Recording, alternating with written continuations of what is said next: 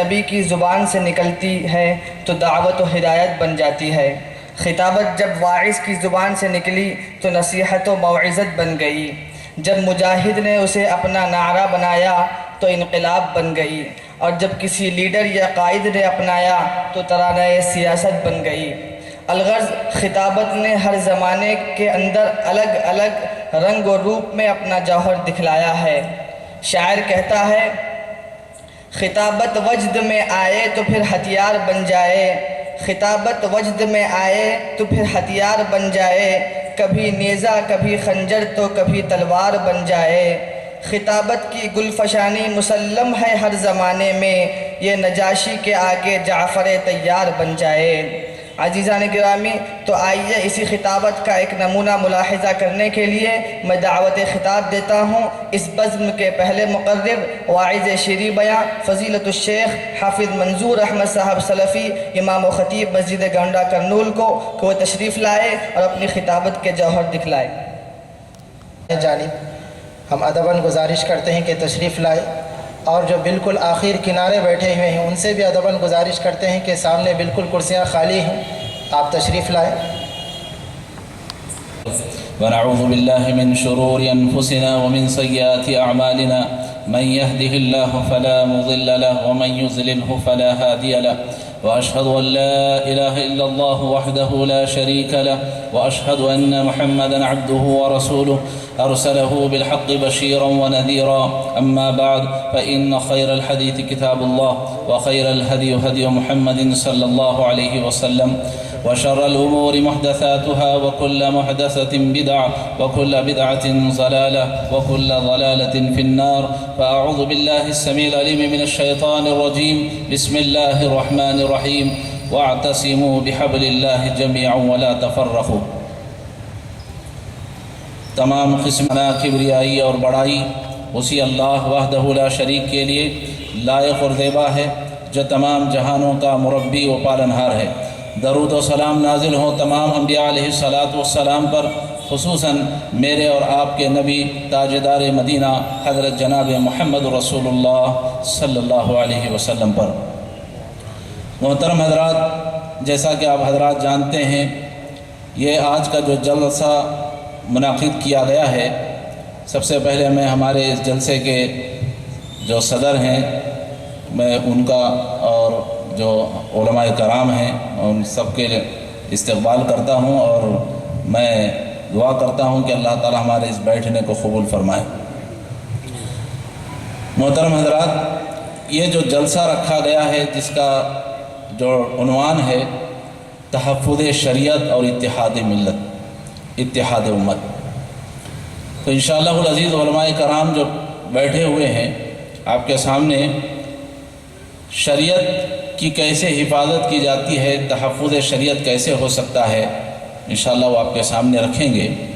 تو انہی میں سے میں نے ایک ضروری چیز جو سمجھی کہ تحفظ شریعت کے لیے، شریعت کی حفاظت کے لیے بہت سے اسباب ہیں، ان میں سے ایک سبب، ایک وجہ جو بہت ضروری ہے وہ اتحاد امت ہے۔ انشاءاللہ العزیز اسی عنوان کے تحت میں چند باتیں آپ کے سامنے رکھنے کی کوشش کروں گا۔ اللہ رب العالمین سے دعا ہے اللہ تعالی ہم سب کو کہنے سننے سے زیادہ عمل کرنے کی توفیق عطا فرمائے۔ قرآن مجید کی ایک آیت کریمہ کا چھوٹا سا ٹکڑا میں نے آپ کے سامنے پڑھا، آئیے سب سے پہلے اس ترجمہ سن لیں۔ وَاعْتَصِمُوا بِحَبْلِ اللَّهِ جَمِيعًا وَلَا تَفَرَّقُوا۔ اللہ نے فرمایا اللہ کی رسی کو سب مل کر مضبوطی کے ساتھ پکڑ لو اور آپس میں اختلاف پیدا نہ کرو، اختلاف میں نہ جاؤ، آپس میں پھوٹ پیدا نہ کرو۔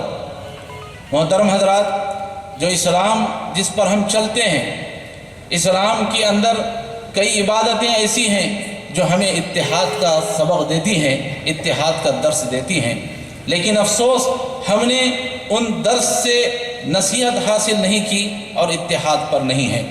جبکہ اگر ہم تصویر کا دوسرا رخ دیکھیں گے تو معلوم ہوگا کہ دنیا کے جتنے مذاہب ہیں ان کے اندر اختلافات پائے جاتے ہیں، ان کے عقیدے کے اندر، ان کے دین اور دھرم کے اندر بگاڑ پایا جاتا ہے، اختلاف پایا جاتا ہے، لیکن اس کے باوجود بھی، تمام اختلافات ہونے کے باوجود بھی وہ سب کے سب مسلمانوں کے معاملے میں متحد ہیں۔ تمام اختلافات ہونے کے باوجود بھی وہ سب کے سب مسلمانوں کے معاملے میں متحد ہیں۔ آئیے کچھ جھلکیاں میں آپ کے سامنے دے دیتا ہوں کہ ہمارے اور غیر مسلموں کے درمیان میں کیسے اتحاد ہونا چاہیے تھا، آج نہیں ہوا، اور جن کے بعد اختلاف ہے وہ آج کس طرح متحد ہیں۔ یہود و نصارہ، ان دونوں کے درمیان میں بہت بڑا اختلاف ہے۔ یہودی کہتے ہیں وقالت الیہود عزیر ابن اللہ، یہودی کہتے ہیں کہ عزیر علیہ السلام اللہ کے بیٹے ہیں، اور عیسائی کہتے ہیں وقالت النصارى المسیح ابن اللہ، کہتے ہیں کہ حضرت عیسیٰ علیہ السلام اللہ کے بیٹے ہیں۔ دونوں کے درمیان میں اختلاف ہے، لیکن آج دنیا میں مسلمانوں کے سب سے بڑے اگر کوئی دشمن ہے تو وہی ہے، اور مسلمانوں کے معاملے میں وہ متحد ہیں، دشمنی کے معاملے۔ اب آپ آئیں عیسائیت کو دیکھ لیں۔ عیسائیت جو ہمیں نظر آتی ہے، ہم سمجھتے ہیں پوری عیسائیت اتحاد پر ہے۔ حقیقت یہ ہے کہ عیسائیت کے اندر تقریباً 3000 فرقے موجود ہیں، ایک نہیں دو نہیں 3000 فرقے ہیں۔ وہ 3000 فرقے 3 قسم کے عقیدوں میں بٹے ہوئے ہیں۔ ایک گروہ کہتا ہے کہ حضرت عیسیٰ علیہ السلام اللہ کے بیٹے ہیں، دوسرا گروہ کہتا ہے کہ حضرت عیسیٰ علیہ السلام خود خدا ہے، اور تیسرا عیسائیوں کا گروہ یہ کہتا ہے کہ تینوں کے تینوں خدا ہیں، اللہ بھی خدا ہے، حضرت مریم وہ بھی خدا ہیں، اور حضرت عیسیٰ وہ بھی خدا ہیں۔ تو پوری عیسائیت کے اندر اختلاف ہے، لیکن اس کے باوجود بھی مسلمانوں کے خلاف میں وہ متحد ہیں۔ اب آئیے جس ملک میں میں اور آپ رہتے ہیں، ہندوستان میں بت پرست قوم رہتی ہے، اس کا بھی ذرا نظریہ دیکھ لیں کہ یہ قوم کیا ہے۔ یہ قوم بت پرستی کرنے والی، جس کا عقیدہ یہ ہے کہ ہر کنکر کے اندر شنکر ہے۔ یہ جو قوم ہے جس میں ہم اور آپ یہاں رہتے بستے ہیں، اس کا عقیدہ یہ ہے کہ ہر کنکر میں شنکر ہے۔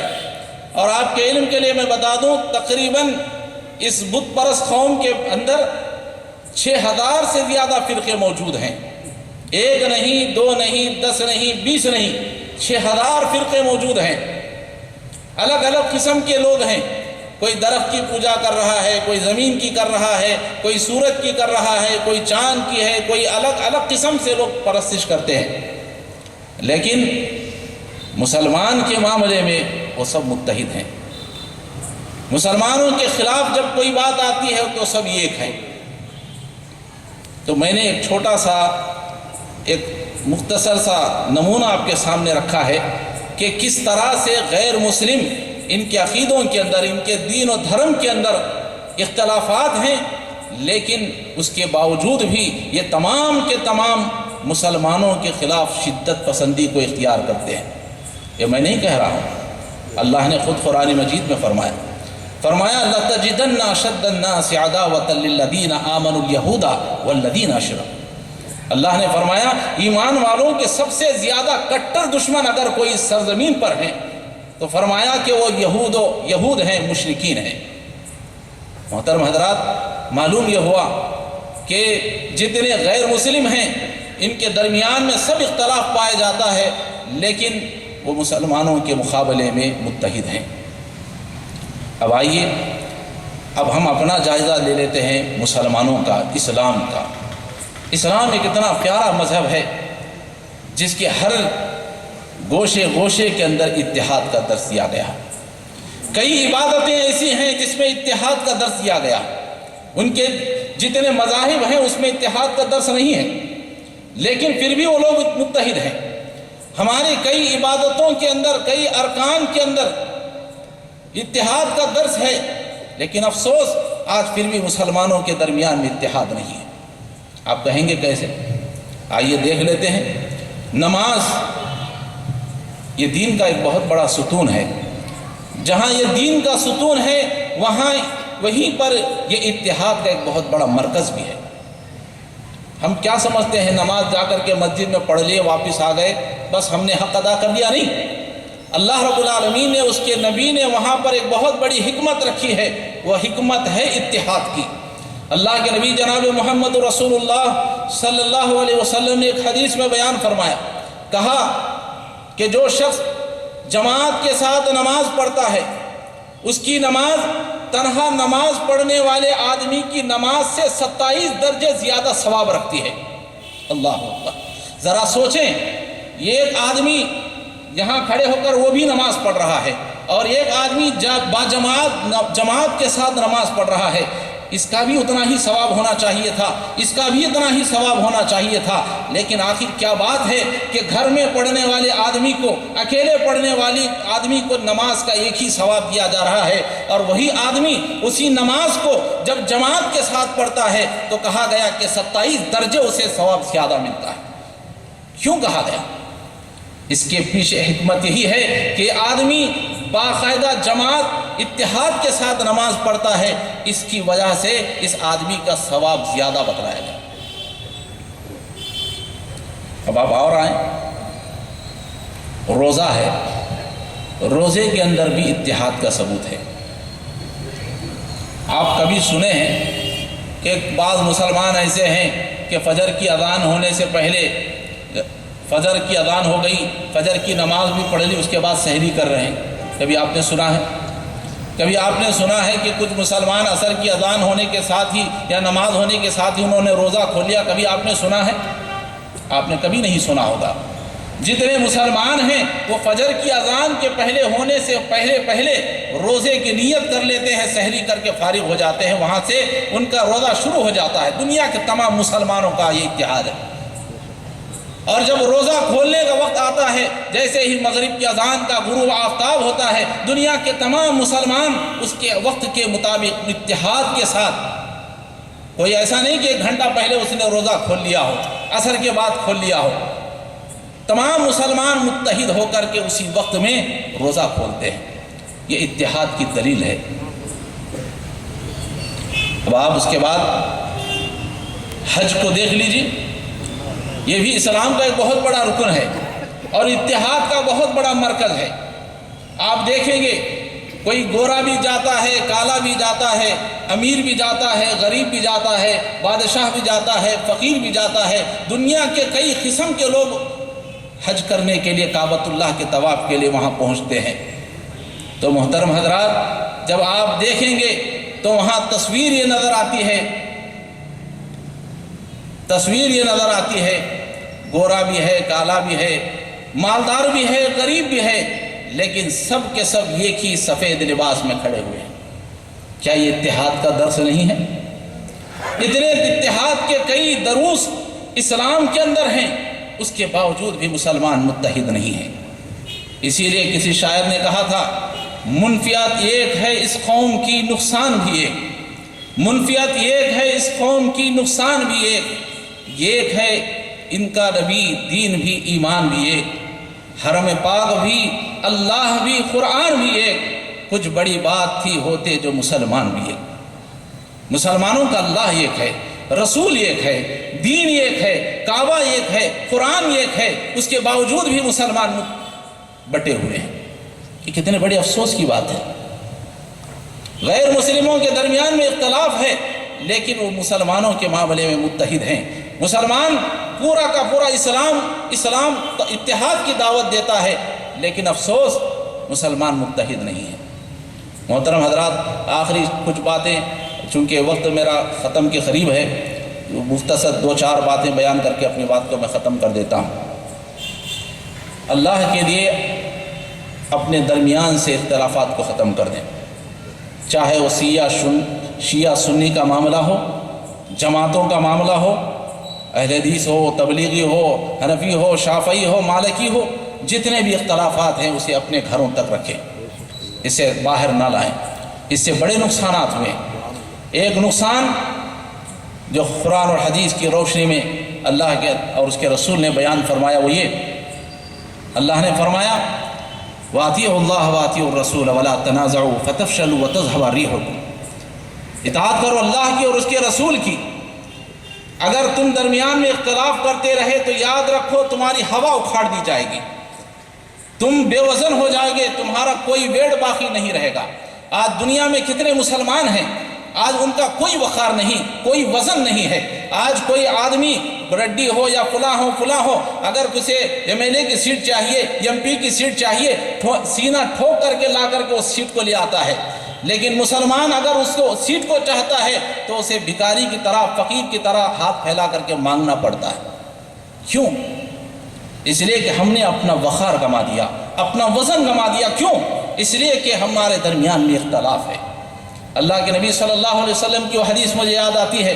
اللہ کے نبی صلی اللہ علیہ وسلم نے فرمایا، لوگوں، قیامت کے قریب ایک زمانہ ایسا آئے گا کہ کفار ایک دوسرے کو بلائیں گے، دعوت دیں گے مسلمانوں پر قابض ہونے کے لیے، یا پھر فرمایا کہ مسلمانوں پر غیر مسلم کفار ایسے ٹوٹ پڑیں گے جیسے بھوکے دسترخوان پر ٹوٹ پڑتے ہیں۔ صحابہ کرام رضی اللہ تعالیٰ علیہم اجمعین نے اللہ کے رسول سے پوچھا تھا، اللہ کے رسول، کیا اس وقت جب یہ کفار ہم پر ٹوٹ پڑیں گے کیا ہماری تعداد کم ہوگی؟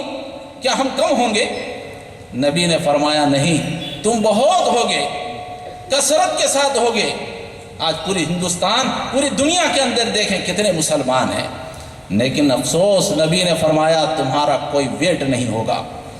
تمہاری مثال سمندر کے درمیان میں جو کچرا جاتا ہے، جھاگ جاتا ہے، نبی نے فرمایا تمہاری مثال اس کچرے کی طرح ہوگی۔ کچرے کا کوئی ویٹ ہے؟ کوئی ویٹ نہیں۔ آج مسلمان کا کیا ویٹ ہے؟ تو یہ سب سے بڑا نقصان ہے۔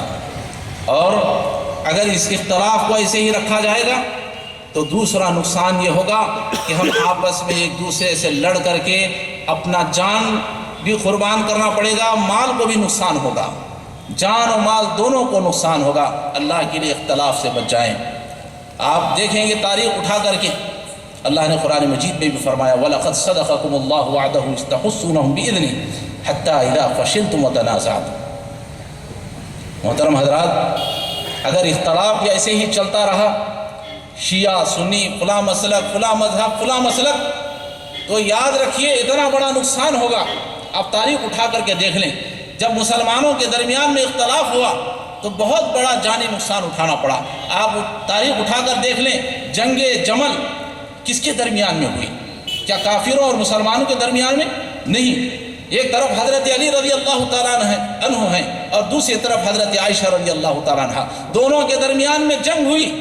نتیجہ یہ نکلا 18,000 مسلمان شہید کر دیے گئے۔ مرنے والا کون تھا؟ سب مسلمان تھے۔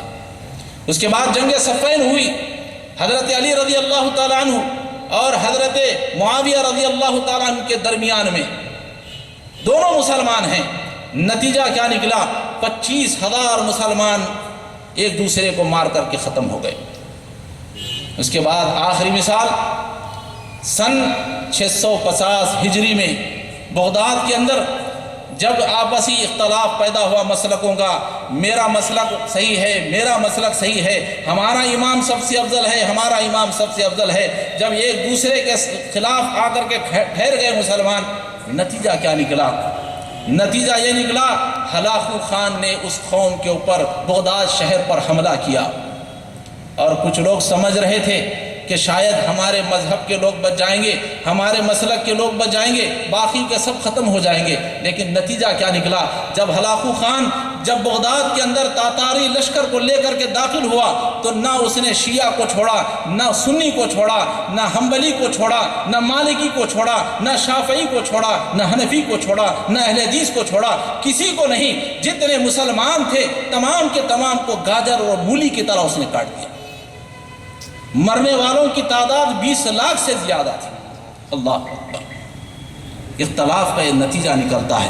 اللہ کے لیے اپنے درمیان سے، اپنے صفوں سے انتشار کو ختم کر دیجئے، اتحاد کی فضا کو قائم کیجئے۔ آج اتحاد کی ضرورت ہے۔ اگر آپ چاہتے ہیں کہ ہماری شریعت میں کوئی دخل اندازی نہ ہو، ہماری شریعت کا تحفظ ہو، تو سب سے پہلے متحد ہو جائیں۔ شاعر کی آخری بات کر کے اپنی بات کو ختم کر دیتا ہوں۔